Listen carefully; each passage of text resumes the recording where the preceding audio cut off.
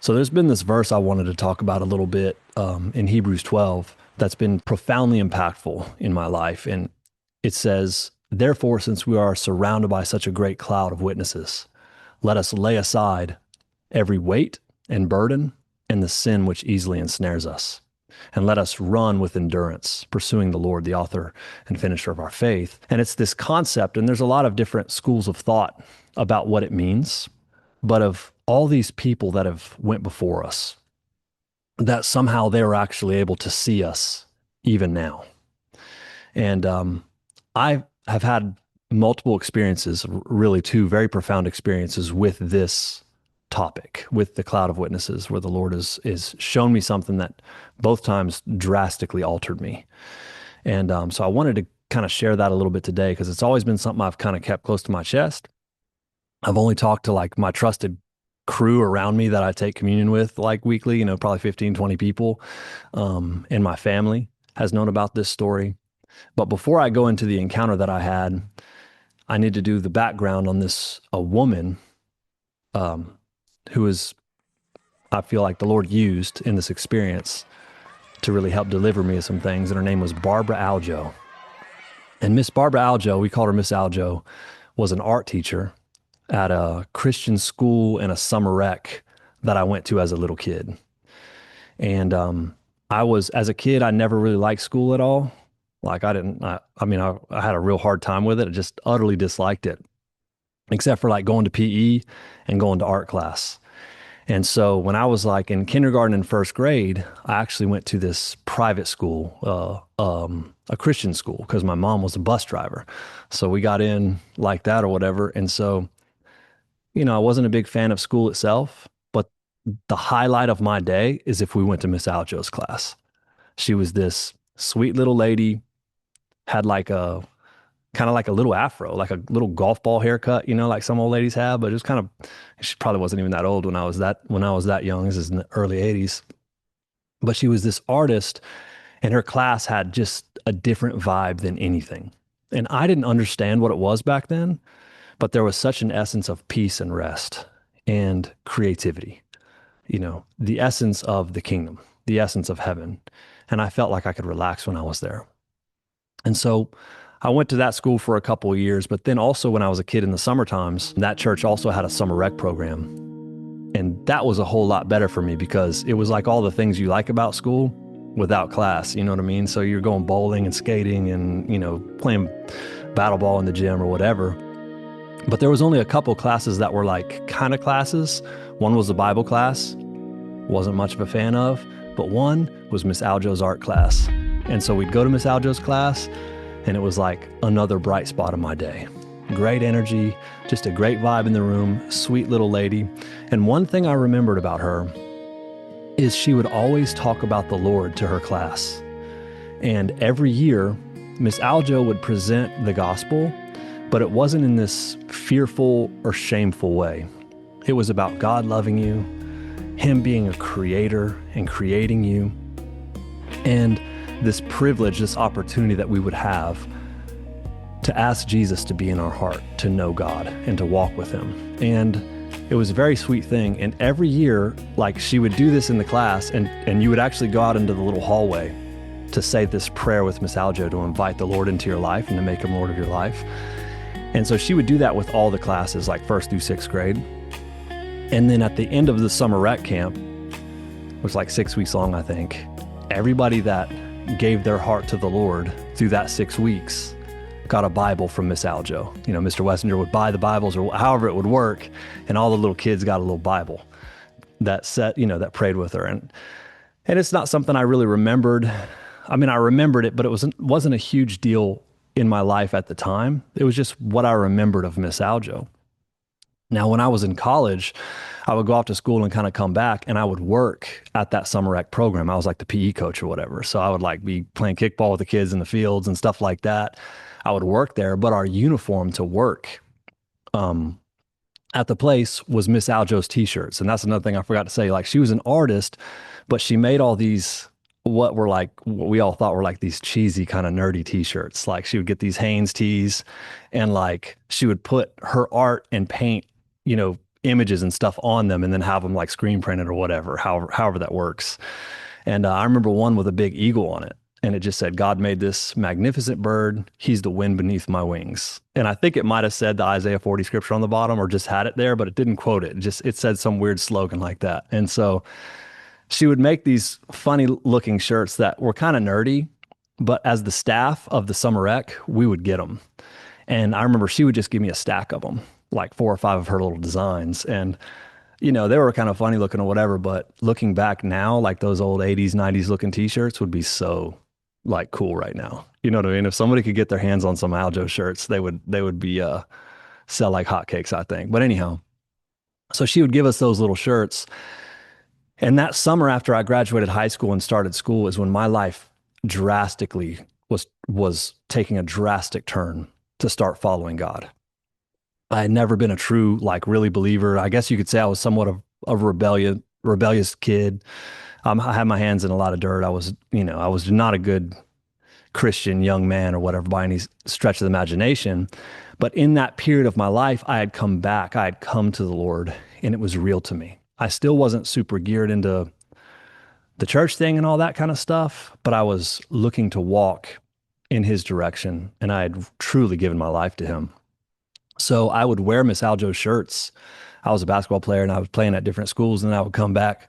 So I'd wear Aljo shirts all the time to go to different hood gyms and stuff where I'd go play basketball. And I almost never wear a shirt. So I would take my shirt off and play basketball, and then I'd put it on and drive home, wearing these Aljo shirts. And so I remember people making like, what is that shirt? What do you got? What is this, King's Kid or whatever weird shirts you got on? I was like, don't worry about it. You know what I mean? But anyhow, so I had these Aljo shirts, and that's a little background story about her and who she was as a person. But, obviously, I mean, you guys know I gave my life to the Lord. I started walking a certain direction. I was in secular college for several years, and then I took a turn and did, biblical studies and all that, theology, and now I'm the pastor of a church and have been for several years. But it was about, I think we started this church in 2012, right? And so like it was probably 6 years into that. It was 2018 where I felt like the Lord was asking me to put myself out there in media and put our content, the church's content, out in media.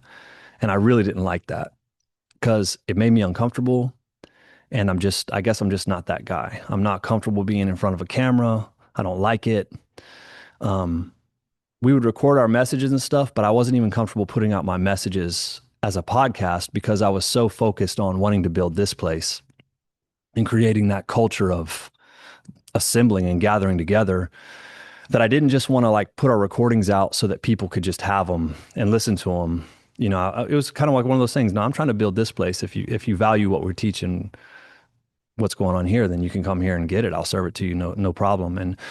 But I felt like the Lord was really asking me like, hey, it's time for you to release this stuff. And so some of it was, I'm kind of old school and kind of set in my ways. I didn't want to do it that way. And some of it was actually insecurity. I didn't want to put myself out there. I'm not like one of these pastors that loves to like take selfies and talk into the camera and like, hey, come to my gig. I detest that kind of stuff. It slimes me and grosses me out. And it's just like, I was really uncomfortable with that. But I was going through all of these inner turmoil, I'll say, of dealing with this insecurity. Our notoriety, even around here, was kind of getting a little bit bigger. Our crowd was, growing a little bit. But at the same time, I just wasn't comfortable with I didn't want to put stuff out. But I had this dream where I feel like the Lord used this experience to really, one, touch some things that were in my heart, but also answer some of the fears and anxieties that I was dealing with. And that's one thing I will say, I've always been hesitant to share prophetic experiences, certain ones. One, because I've seen so many people just make stuff up. And I was like, no, that's not real. You know what I mean? Or whatever, it just doesn't feel right. But two, there's been such a stigma in the charismatic world with anything prophetic or supernatural. And somewhat rightfully so, because often it ends up, these people with really bad ethics or whatever, stuff comes out and it's funky and it does a lot of damage. But the truth is, there is no separating the supernatural reality of heaven from the true Christian walk. There's a verse in 1 Thessalonians 5 that says, "Do not quench the spirit, and do not despise prophecies, and to test all things, and to hold fast to that which is good." And the Lord gave me that verse, I remember, because it was just like I was kind of putting a governor on myself because I didn't want to be associated with that flaky, weird funkiness. But in doing so, what it means to quench the spirit is to don't shut yourself down and censor yourself in an attempt to not be categorized with something that you're not anyways. You know what I mean? But also to not despise prophecies. Don't despise the prophetic or the supernatural reality of the Christian walk, but to test all things and hold fast to that which is good, meaning some of it's weird, some of it's strange. Get rid of it, but hold on to that which is good. And so that being said, I had this dream in 2018. And in this dream, I was at this church that was like, it was a combination of the church that I went to as a kid, where my parents went to, and maybe even some others. You know how dream language is sometimes. It's maybe a picture of the platform being, my platform in the dream anyways, was being expanded. And I was sitting at a table in the crowd, and my name got called to go up onto the stage, and they were making room for me to get up and speak, and I wasn't expecting it. And I was very uncomfortable about it. And I remember I was almost angry about it, because I was like, oh, I'm being forced into this platform that I don't want to. But it was because of my own insecurities, fears, and anxieties. And also I felt alone, and that I was going to be uncovered in some way. So as I'm walking from the table where I was sitting at in this large church up to the platform, I also realized I wasn't wearing a shirt. I was walking around with no shirt on inside of a church, and instantly I felt so much shame and so much exposure. And I was like, oh my gosh, all these people that have known me, especially people, Florida people, they're like, yep, I knew it. Dude is the same as he always was. He doesn't give a flip about nothing. He has no respect. He's rebellious, all this stuff. And, vulnerable moment. I have tattoos that are kind of ghetto, and like a lot of them are really from the 90s and trashy. You know what I mean? So I'm like really like, oh man, I'm walking around at a church and my name's getting called. I'm supposed to come up on the stage. And so there I am walking up onto the stage, and I knew in the dream that a lot of the men who had the platform did not want me on the platform. I knew that for a fact. A lot of the ministers didn't want me up there. But it was almost as if they were being forced to create space and for me to be up there. So I was walking up, and I walked up and I stood on the stage, and there was a chair, because I sit when I teach here, but there was a tall chair on the platform, and I was like, oh. And so it was like cleared for me to sit down and actually have the microphone. But next to the chair, I looked, and there was a stool right next to the chair. And on the chair was like 3 or 4 t-shirts folded, and they were Miss Aljo's t-shirts. So they, this is 2018 when I'm having this dream. Like, I haven't been to Florida. I mean, I haven't been back to that area where I was from, or even heard Miss Aljo's name for 15 or 20 years, But I look down at this bench, and I see Miss Aljo done left me some shirts. She knew I didn't have a shirt, and I instantly felt this overwhelming sense of love and covering, almost like a parent. And it was Miss Aljo's shirt. So I just grabbed one and unfolded it, and I just thought, oh my gosh, like there's provision for me to be here. I'm covered. So I stepped up and I put this shirt on, and I looked out into the crowd. And when I did, this church, it was a kind of a large church, but there was a section of the church that I had not seen earlier. And it was like a section that was stadium seating. And so in the stadium seating of the church, this woman emerged from the crowd that was in the stadium seating, and she walked up to the railing. And I look over and I see this woman. I can see her down, in my eye range, and it's Miss Aljo. And she walked out of the crowd, and she walks out and she holds her hand up like this, hitting me with an I love you. And the love and the value and the care that I felt, that I was covered. And it was like, hey, we don't think you're a white trash idiot clown. You know what I mean? Piece of junk. Like, that's not true. We love you. like we're with you. And just, it like flooded me. And then this minister that I don't even know who he was. I think he was probably just symbolic, that I felt like didn't even want me up there, passed me the mic. And it was like, now you have the audience. Proclaim the gospel, that's what I do. And so that was the end of the dream. But I remember waking up from that encounter. And for one, I've told you, and you guys kind of know this, like I've had, or my closer circle knows this, like this is the second time that I've had an encounter with the cloud of witnesses. I recognize what it is. I recognize who it is. And both times drastically impacted strongholds in ways that I was believing that God was addressing. And in this one, the insecurity and the fear of stepping up, of being seen, of feeling uncovered. You're going to be vulnerable to be attacked.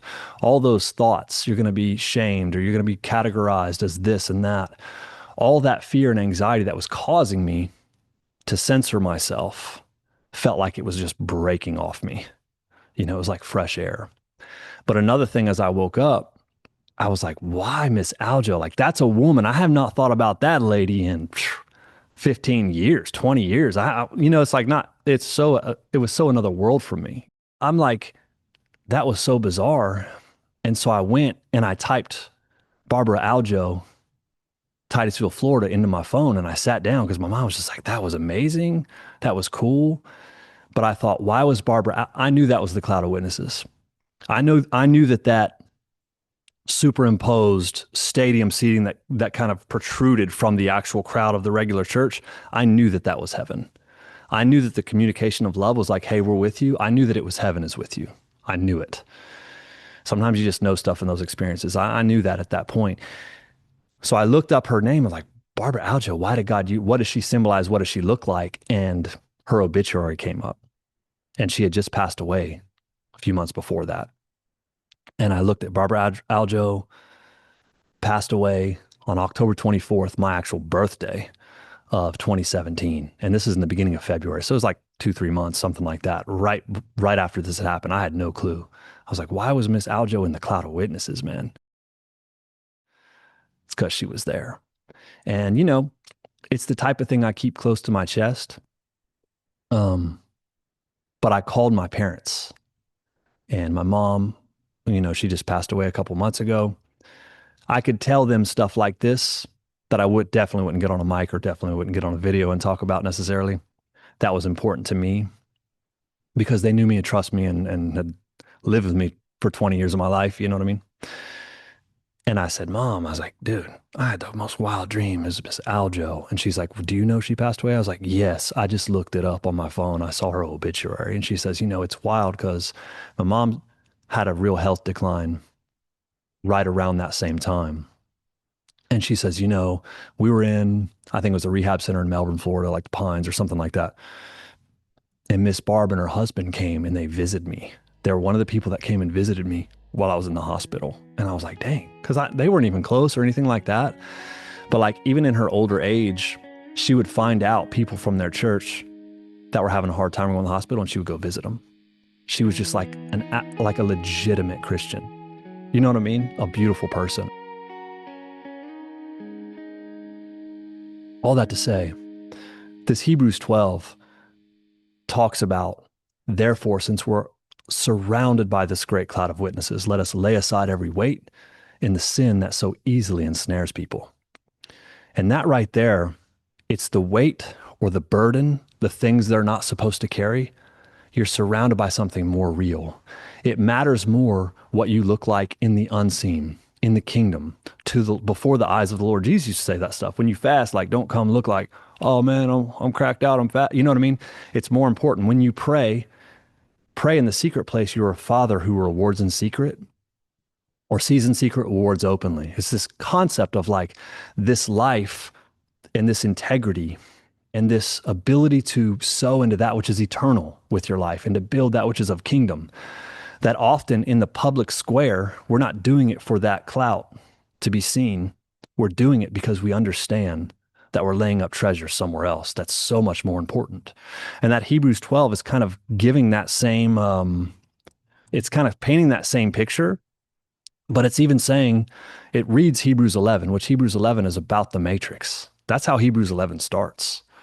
It literally says that the worlds were framed in by the word of God, so that what we see with our natural eyes, that which was made by that which is unseen. It's saying there's something more real. If you have faith, you understand there's something more real outside of this plastic dimension that we call time and space, that we call reality. It's not that it's not real, it's that it's not as real as the creator in his realm, the kingdom of heaven, the place we're called to usher into this realm. And it goes on and it talks about all these people that have gone before us, many of which did not even step into the fullness of their promises. Many of which it says in Hebrews 11, like the world wasn't worthy of these people. But many of them didn't step into the fullness of what they were called to step into because they were never meant to be made complete apart from us. In other words, people that went before us laid foundations and did things for us to see and for us to take their torch and continue on. And seeing Miss Aljo in the cloud like that, I knew like, whoa, she has pull, she has clout, she's somebody there. It's not everybody that's famous on the earth ends up being famous there. You know what I mean? There's something having your heart and your mindset and your life lived seeking the kingdom and releasing heaven onto the earth. Your will be done on the earth as it is in heaven. The conduits of God's people, the family business of us releasing that. And Miss Barbara Aljo, who I love the opportunity to honor her, I believe she had so much more impact on the earth. She definitely did with me. But how many Bibles did Mr. Boyd Wessinger have to buy at the end of summer rec for kids that prayed to give their hearts to the Lord after summer rec for the 10, 20 years that she did that, let alone her art class? She wasn't even the Bible teacher, dude. And that's the way this lady was doing it. And it wasn't like, you're going to go to hell if you don't. Like, all right, cool, sign me up, you know? It wasn't none of this trash that we push on people these days. I say we just to kind of be humble, but you know what I mean. It wasn't that. And that was real. And so I wanted to leave that. I wanted to put this story out. I felt like the Lord impressed me to do it. You know what I mean? My mom did pass away recently. It was one of those stories that I shared with her and my dad and just a select few people. When I was down there at the funeral, I almost thought about doing it because there was a bunch of those people from their old church people was there, you know what I mean? But, you know, I didn't want to, you know, I didn't go into all that, but I thought it was important. The truth of the matter is that the Bible truly is living and active and sharper than any two-edged sword. It divides between the bone and the marrow. It divides soul and spirit. And this concept that this cloud is around, that there's something more real outside of what we consider the frame of what reality looks like, enables us to lay aside not only sin, but even the weights, the burdens we were carrying. And I was carrying anxiety. I was carrying the fear of man. I was carrying this, I don't want to put myself out. I don't want to be categorized with a lot of these fakes they're not rooted and grounded in the Bible, or they want to try to take money from people, or they're just promoting their next gig. And so there was just this mixture of a fear of accusation, of putting yourself out there, of being seen a certain way, of being uncovered, and all these things. And it was a burden. It was something that I was carrying that God's like, you don't need to carry that. You know, put on that Aljo shirt instead and let it rip. You know what I mean? So anyways, the Bible is true. It is real. You can experience it. It can come alive in your life. It's happened to me several times. I wanted to put this story out there because, like I said, I felt like it was time for me to do it. It's been quite a while. And since I've kept this one under wraps, but that's my story.